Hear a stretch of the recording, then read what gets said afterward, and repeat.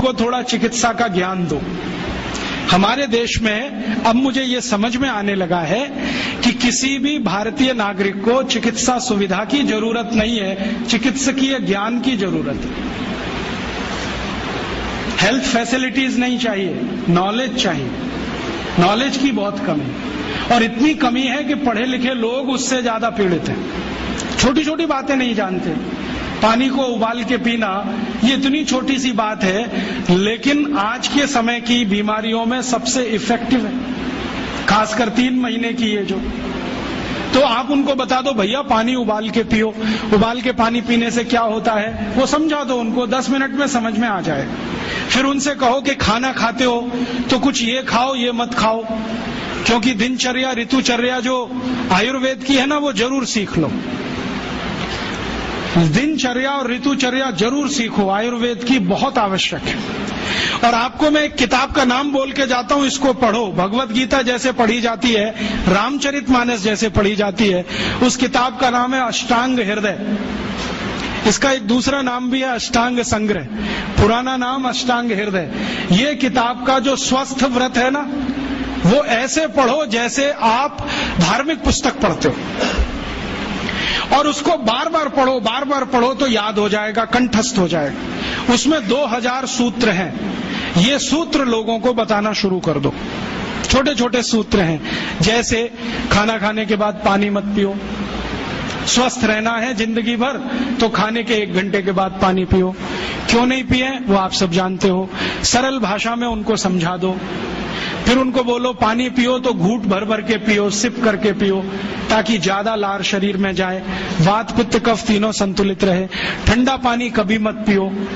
मैंने दुनिया में ठंडे पानी पीने वालों को बहुत देखा है। यूरोप और अमेरिका के लोग चिल्ड वाटर पीते हैं, बर्फ का पानी फ्रिज में रख के पीते हैं। परिणाम जानते हैं क्या होता है? सवेरे जब टॉयलेट रूम में जाते हैं तो 1-1 घंटे बाहर ही नहीं आते। उनको पूछो भाई तुम क्या कर रहे थे 1 घंटे वहां? तो कहते हैं न्यूज़पेपर पढ़ रहे थे, मैगजीन पढ़ रहे थे। क्यों पढ़ रहे थे? स्टूल पास नहीं होता। क्यों नहीं होता? कॉन्स्टिपेशन है, जोर लगाना पड़ता है फिर भी नहीं होता। गाना भी गाते हैं मेरे सपनों की रानी कभी आएगी, फिर भी नहीं आती। और अंतिम दुष्परिणाम पता है क्या होता है? उनको पेट साफ तो होता नहीं, तो सांस में से भयंकर बदबू आती है। किसी अमेरिकन यूरोपियन के नजदीक बैठ जाओ, अगर वो लिस्ट्रीन स्प्रे करके नहीं आया तो 1 मिनट नहीं बैठ सकते। हर समय उनको माउथ फ्रेशनर स्प्रे करना पड़ता है, क्योंकि अंतड़ियां साफ नहीं है, कब्जियत है, मल भरा हुआ है, उसमें कचरा जमा है। फिर उनके पसीने में से भी बदबू आती है। क्यों? कब्जियत बहुत है। और पसीने की बदबू दूर करने के लिए डिओडोरेंट स्प्रे करते रहते हैं। और आप तो सब जानते हो कि अगर कब्जियत है तो बाल भी कड़क रहते हैं, तो उन कड़क बाल को सॉफ्ट करने के लिए क्या क्या सब करते हैं। शैम्पू लगाते हैं, शैम्पू के बाद पता नहीं क्या क्या लगाते हैं। ये सब वो जो करते हैं ना, उनकी मजबूरी है, स्टेटस सिंबल नहीं है।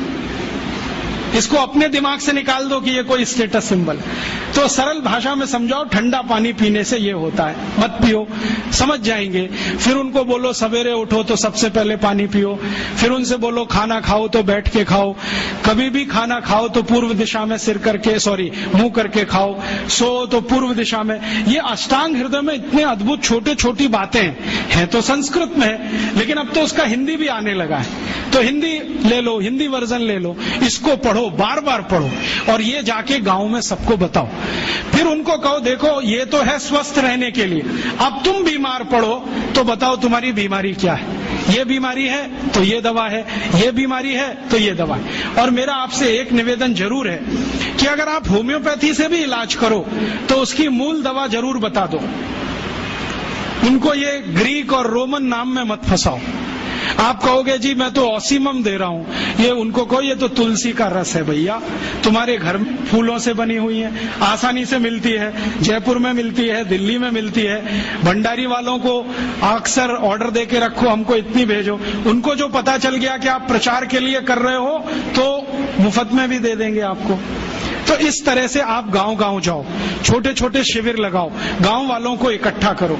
गांव वाले बहुत दुखी हैं, शहर वाले भी दुखी हैं वैसे तो, वो दुखी हैं इसका यही सबूत है कि रामदेव जी आए जयपुर में सवेरे 4 बजे तो सब लोग पहुंच जाते हैं वहां, पैसा भी देते हैं, समय भी देते हैं। और 4 बजे रामदेव जी कहें टांग ऊपर उठा लो तो उठा लेते हैं, कहें सिर नीचे कर दो तो कर लेते हैं, ऐसे कर लो तो कर लेते हैं। क्यों? परेशान है, दुखी है, शरीर उनका साथ नहीं दे रहा है, और इतने दुखी है कि रामदेव जी तो क्या, कोई टिम्बकटू आ जाए उसी के सामने वो आ जाएंगे, और वो दुनिया भर में घूम के आते हैं अपनी अपनी छोटी छोटी बीमारियां लेके। तो इन जो दुखी लोगों का थोड़ा थोड़ा आप मदद कर दो इलाज के रूप में, ये सब आपके भगत हो जाएंगे, और ये भगत हो जाएंगे तो कहो आप भी प्रचार करो इसका, वो भी करें, आप भी करो, तो ये इतना तेजी से मल्टीप्लाई करेगा कि 2-5 साल में एलोपैथी का बाजा बज जाएगा, और बजा देना है अपने को। हाँ, ये संकल्प लेके चलो कि इनका बाजा हमको बजाना है। मैं बहुत जल्दी एक टीवी चैनल शुरू करने जा रहा हूं एलोपैथी का बाजा बजाने के लिए। इनकी सब पोल खोलनी है मुझे। हाँ, इनकी इतनी पोल हैं मेरे पास, कम से कम 1,500 से ज्यादा डॉक्यूमेंट्स हैं जो एलोपैथी के गंदेपन को सिद्ध करने वाले हैं, इनकी निकृष्टता को सिद्ध करने वाले हैं। ये कितने अनसाइंटिफिक हैं वो बताने वाले हैं, कितने डॉगमेटिक हैं वो बताने वाले हैं। मेरे पास ऐसे बहुत इंटरव्यूज हैं बड़े बड़े डॉक्टरों के, वो कहते हैं कि हम कोई डायग्नोसिस नहीं करते, तीर मारते, लग गया तो ठीक, नहीं तो तुक्का। और वो कहते हैं हम तो एक ही सिद्धांत पे काम करते हैं, ट्रायल एंड एरर, देते जाओ गलतियां करते जाओ, देते जाओ गलती, भले मर जाए पेशेंट उसमें। हमारे पास तो कम से कम ये नहीं है ट्रायल एंड एरर वाला। हम तो जानते हैं कि तुलसी है तो उसके ये गुण हैं तो ये रिजल्ट आना ही चाहिए, मेथी है तो उसके ये गुण हैं तो ये रिजल्ट आना ही चाहिए। हमको सब मालूम है, फिक्स है, यहाँ वेरिएशन नहीं है। मेथी के जो रिजल्ट चरक ऋषि को मिले वो आज भी मिलते हैं, इसमें इतना सातत्य है, वेरिएशन कहीं भी नहीं है। तो जो विज्ञान में सातत्य होता है, सत्य ज्ञान वही होता है। तो हमारे पास जो सत्य ज्ञान है इसको लेकर आगे बढ़ें और इसके अपने जीवन में भी और दूसरों के जीवन में प्रयोग करने के लिए प्रेरित करें। छोटी छोटी कुछ बातें आप भी अपने जीवन में करो। ये एलोपैथी में से निकले हुए जो भी बाई प्रोडक्ट्स हैं ना, इनको जीवन में इस्तेमाल मत करो। जैसे टूथपेस्ट, ये तो भारत का नहीं है ना, ये तो एलोपैथी का है। और यूरोप वाले टूथपेस्ट इसलिए घिसते हैं कि मसूड़े बहुत उनके हार्ड हैं, कड़क हैं, क्योंकि बर्फ के नजदीक रहते हैं। मसूड़े कड़क हैं तो ब्रश जो है ना प्लास्टिक का भी चलेगा, उसको घिसें तो ज्यादा तकलीफ नहीं आएगी। और दूसरा, उनके पास दांत साफ करने के लिए कुछ है ही नहीं, करें क्या? वो बेचारे परेशान है, नीम का दातुन मिले, यूरोप में नीम होता ही नहीं है। वो परेशान है बबूल का दातुन मिले, बबूल होता ही नहीं है। वो परेशान है दंतमंजन मिले, दंतमंजन होने के लिए 18 जड़ी बूटी लगती है, वो होती ही नहीं है। तो ले दे के उनके पास एक ही चीज है, वो है सोडियम लॉरेल सल्फेट, माने डिटर्जेंट पाउडर, माने शैम्पू। उसी को घिसते हैं दांत में, बनाते हैं झाग और थूकते हैं वॉश बेसिन। और भाव क्या है? 27 रुपए का 100 ग्राम, 1 किलो 270 रुपए का।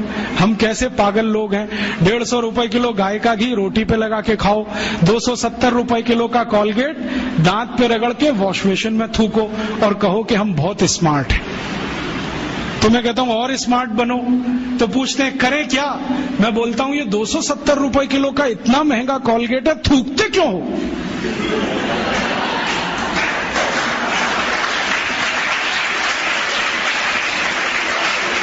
इसी कॉलगेट को रोटी पे लगा लगा के खाओ। और वो कहते भी हैं कि इसमें कैल्शियम है, इसमें मिनरल्स हैं, तो खाओगे तभी तो काम आएगा। और खा नहीं सकते तो इंजेक्शन ले लो कॉलगेट के, नहीं तो एनीमा तो ले ही लो, नहीं तो काम कैसे आएगा वो कॉलगेट। इस मूर्खता में मत फंसो। ये कॉलगेट, क्लोजअप, पेप्सोडेंट, सिबाका, फॉरेंस यूरोप की मजबूरी है, उनके यहाँ कुछ नहीं है। हमारे यहाँ पता है क्या है? आयुर्वेद में दांत साफ करने के लिए 12 जड़ी बूटियां, 12 तरह के वृक्ष की डंडी, नीम की दातुन चैत्र के महीने में, सुनो जरा इसको गंभीरता से, हर महीने में अलग दातुन। नीम की दातुन चैत्र के महीने में, बैसाख में बबूल की दातुन, आषाढ़ में आम की दातुन, और मैंने देखा हर महीने में विशेष दातुन। और इतना माइक्रो स्टडी किया गया हजारों साल कि चैत्र के महीने में शरीर की प्रकृति ऐसी रहती है तो नीम ही है जो बैलेंस कर सकता है, तो नीम की दातुन। बैसाख के महीने में ऐसी प्रकृति है तो बबूल बैलेंस करता है, तो बबूल का दातुन। आषाढ़ में ऐसा है तो आम बैलेंस करता है, ये बैलेंस कर। तो इतने बड़े साइंस को छोड़कर आप फंस गए वो कॉलगेट में। खत्म करो ये कॉलगेट। हम तो मजबूर नहीं है, गांव गांव में नीम मिलता है, बबूल मिलता है, तो नीम बबूल का दातुन करो, नहीं मिलता तो दंत मंजन करो। ऐसे यूरोप से आए हुआ ये जो शैम्पू है, ये वो लगाते हैं इसलिए कि बाल कड़े हैं, कड़क है। कड़क इसलिए कि पेट साफ नहीं है, कब्जियत है। आपको शैम्पू की क्या जरूरत है? आपको बाल ही साफ करने हैं तो आयुर्वेदिक औषधि है, आंवला, रीठा, शिकाकाई गांव गांव मिलती है, कहीं से भी ले लो, इकट्ठा करके डिब्बे में रख लो, बराबर मात्रा में मिला लो, 1 चम्मच गर्म पानी में डालो, सवेरे उस पानी से बाल धो लो। फिर कोई कहेंगे जी डैंड्रफ हो जाता है, तो उसके लिए नींबू का रस जिंदाबाद। नींबू के रस में थोड़ा गुड़ मिला दो और उसको बाल में लगा लो, सब डैंड्रफ निकलता है। एलोवेरा जिंदाबाद। ग्वारपाठा कहीं भी मिलता है, उसका रस ले लो, बालों में लगा लो, एकदम ठीक कर देगा। अपने पास कुछ कमी नहीं, तो अपनी जिंदगी में ये एलोपैथी निकालो। सवेरे ही सवेरे उठते हो, चाय पी लेते हो, कॉफी पी लेते हो। आयुर्वेद कहता है कि ये जो चाय कॉफी पिए तो जिंदगी भर बीमारी ही बीमारी। सवेरे का दिन शुरू करो पानी से, चाय कॉफी से नहीं, तो अपने आप स्वस्थ रहोगे। तो अपने जीवन में भी थोड़ा आयुर्वेद को लाओ। अपने जीवन में खान पान आयुर्वेद के हिसाब से, रहन सहन आयुर्वेद के हिसाब से, आचार व्यवहार आयुर्वेद के हिसाब। खान पान माने जो भारतीय है वही रखो। यूरोपीय अंग्रेजी खान पान, pizza, burger, hot dog, cold dog, chow mein, noodles, क्यों फंस गए इसमें? नाम भी बड़े विचित्र हैं। हॉट डॉग गरम कुत्ता, कोल्ड डॉग ठंडा कुत्ता।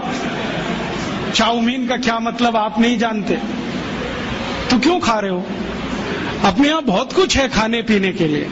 भारत तो ऐसा अद्भुत देश है कि जिस दिन जन्म लिया और जिस दिन मरो, हर दिन एक नई डिश बना के खा सकते हो। इतनी वैरायटीज हैं इस देश में। ये यूरोप में तो पाव और भाजी माने बर्गर, पिज्जा, ये सब पाव से ही बनता है। वो उनकी मजबूरी है, क्योंकि गेहूं तो है उनके यहाँ, गेहूं अपने यहाँ भी है, गेहूं का आटा बनाते हैं, हम भी बनाते हैं। आटे को गूंदना नहीं आता उनको, क्योंकि वो टेक्नोलॉजी आज तक वो सीख नहीं पाए, और हमने शायद ट्रांसफर भी नहीं किया होगा। तो आटा गूंदना नहीं आता, आटे को सड़ाना जानते हैं, तो सड़ाते हैं उसको, 20-20 दिन सड़ता है, और वो सड़े हुए आटे से पाव ही बन सकता है, ब्रेड ही बन सकती है। हम तो आटे को गूंदना जानते हैं। गूंदे हुए आटे में 48 मिनट के अंदर कुछ भी बना लो, पूरी है, कचौरी है, रोटी है, पराठा है, नान है, क्या क्या सब बना लो। उनका सड़ा हुआ आटा 2 ही चीज बनाएगा, पाव रोटी, डबल रोटी। तो वो पाव रोटी, डबल रोटी खाते मजबूरी है, कुछ आता नहीं बनाना, हम क्यों खाएं ये सब? और वहां पाव रोटी खाएंगे सड़ी हुई, तो इसको पचाना है तो कोई एसिडिक चीज पीनी पड़ेगी, तो वो पेप्सी कोक पीते हैं, क्योंकि खाया कचरा है तो पचाना भी वही कचरा, इसलिए पेप्सी कोक पीते हैं। हमको क्या जरूरत है पीने की? हम तो गर्म देश में रहते हैं, हमको तो जरूरत नहीं है। और अगर पेप्सी कोक पीना है तो सोच कर पियो कि इसमें वही एसिड है जिससे टॉयलेट क्लीनर बनता है, और उतना ही एसिड है जितना टॉयलेट क्लीनर में होता है। मैंने एक बार पेप्सी का पीएच कैलकुलेट किया था, 2.4 है, और फिनाइल का पीएच भी 2.4 है, हार्पिक का पीएच भी 2.4 है। तो एक दिन मैंने सोचा हार्पिक से टॉयलेट साफ होता है तो पेप्सी से भी होना चाहिए। मैंने किया और एकदम झकाझक सफेद से।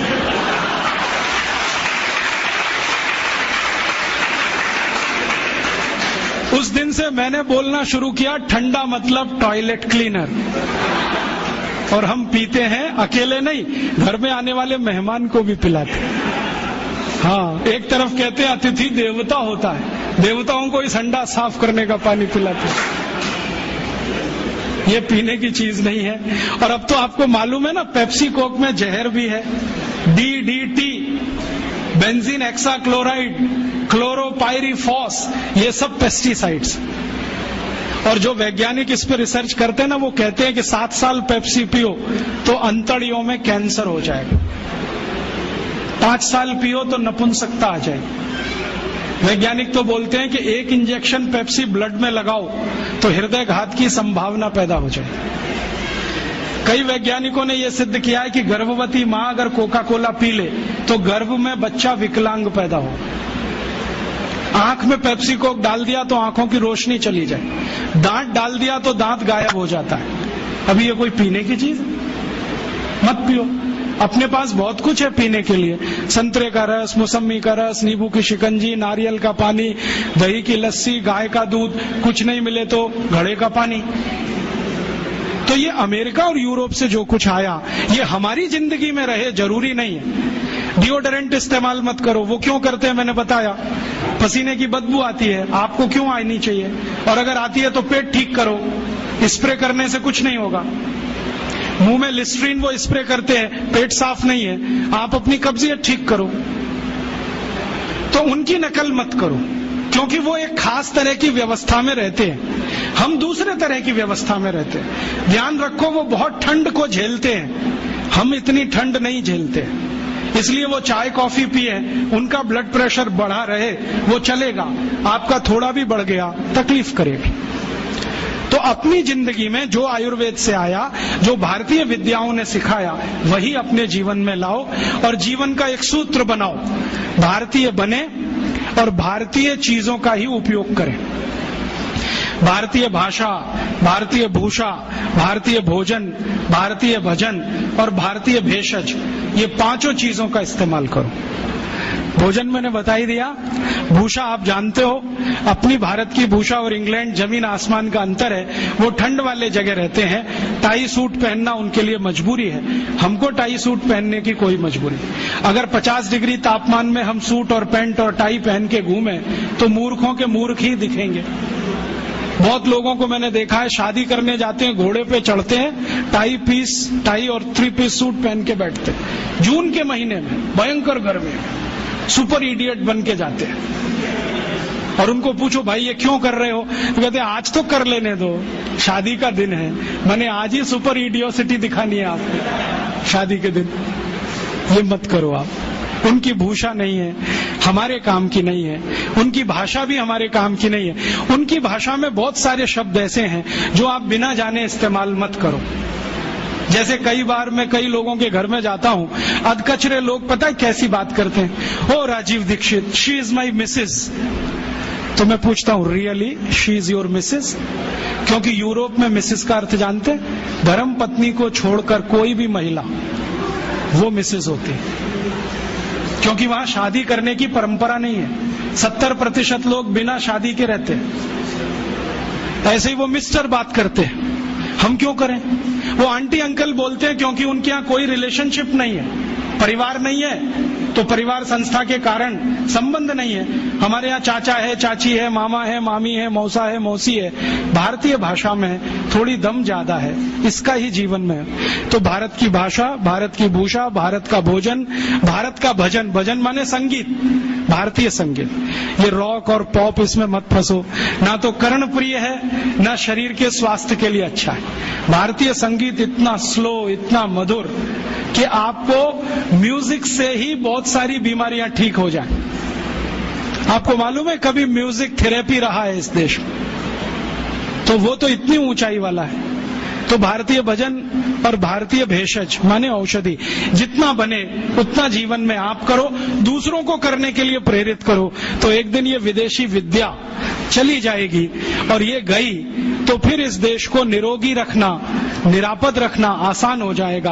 और तब शायद ये सिद्ध होगा, सर्वे भवन्तु सुखिने, सर्वे सन्तु निरामया, सर्वे भद्राणि पश्यन्तु, मां कश्चित् दुख भाग भवेत्। तो ऐसा मैं आपसे निवेदन करता हूं, आप इसको स्वीकार करें और दूसरों को स्वीकार करने के लिए प्रेरित करें। तो आपका आभार। जितना कुछ मैंने बोला, अगर ये पढ़ना हो तो इसकी छोटी छोटी कुछ किताबें बनी हैं, वो नीचे आप जाओगे तो स्टॉल पे आप ले सकते हैं।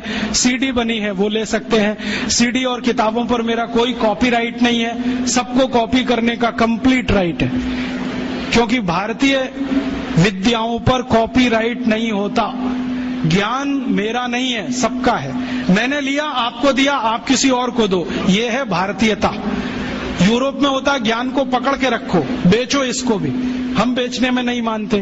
तो आप सुनो, दूसरों को सुनाओ, इन्हीं विषयों की सीडी को कॉपी कर करके बांटो, तो शायद इसमें मदद मिले और ये इतना तेजी से फैले कि जैसे कभी स्वदेशी आंदोलन चला वैसा ही फिर एक आंदोलन चले। और ये साल कुछ विशेष है। भारत में वंदे मातरम का 100वां साल है, स्वदेशी आंदोलन का भी 100वां साल है। 1906 में स्वदेशी आंदोलन शुरू हुआ। 1906 से वंदे मातरम पूरे देश में सार्वजनिक रूप से गाया गया। तो इस ऐतिहासिक वर्ष में कुछ ऐतिहासिक काम हम करें, उसके लिए ईश्वर आपको प्रेरणा दे, ऐसी भावना के साथ आभार, धन्यवाद।